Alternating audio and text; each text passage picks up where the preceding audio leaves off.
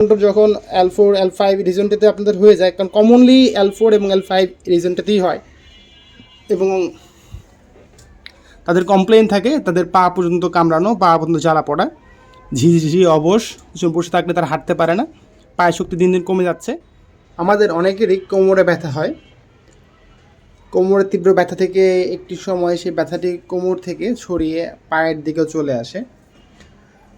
যেমন ধরেন আমাদের ব্যথাগুলো পায়ের দিকে চলে আসে যখন, তখন আমাদের কিছু কিছু উপসর্গ দেখা দেয়, মানে L2 L3 L4, অনেকে L5 রিজনে ব্যথা অনুভব করে। যেমন এখানে উল্লেখ করা আছে L5 L4 S1 L3 L2। হ্যাঁ, এই বিষয়গুলো আসলে কি, আসলে এই বিষয়গুলো বুঝতে হলে অবশ্যই আপনার এই MRI রিপোর্টটি দেখতে হবে, MRI ফিল্মটি দেখতে হবে। যেমন দেখুন এখানে L4 এবং L5 রিজিয়নে যেই লাম্বার ডিস্ক হার্নিয়েশনটি হয়েছে, যাদের এই হার্নিয়েশনটি L4 L5 রিজনে হয়ে থাকে, তাদের এই রিজনটিতেই ব্যথা হয়ে থাকে। L4 L5 এই রিজনটিতে ব্যথার অনুভূতি তারা ফিল করে থাকে।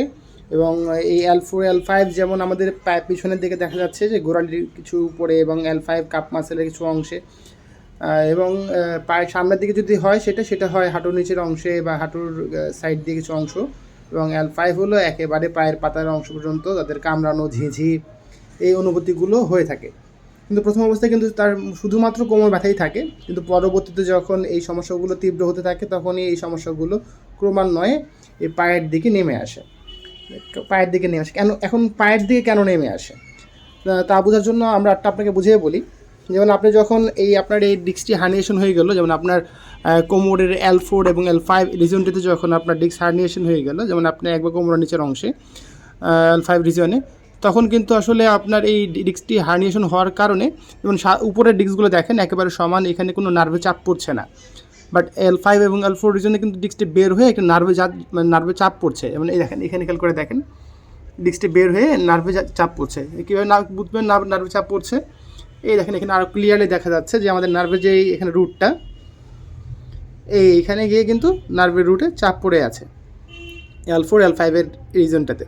যখন আমরা দীর্ঘ সময় বসে থাকি, যে বসে থাকলে দেখা যায় এই জেলটি আরও বেশি বের হয়ে নার্ভকে যাতা দিয়ে রাখে। এতে দেখা যায় কি, এইখান থেকে ব্লাড সার্কুলেশনটা কমে আসে।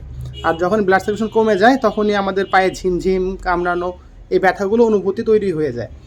এবং আবার যখন আমরা হাঁটা চলা শুরু করি তখন কিছুটা এই ডিস্কটি কিছুটা রিল্যাক্স হয়, পানি পায় বা নিউট্রিশন পায়, তখন দেখা যায় এই জেলটি আবার একটু স্বাভাবিক, আপনার এই নার্ভটাকে কিছুটা কম্প্রেশনটা কিছুটা কমিয়ে দেয়, যার ফলে কিন্তু আবার আপনি আবার স্বাভাবিক মতো কিছুটা স্বাভাবিক চলাফেরা করতে পারেন।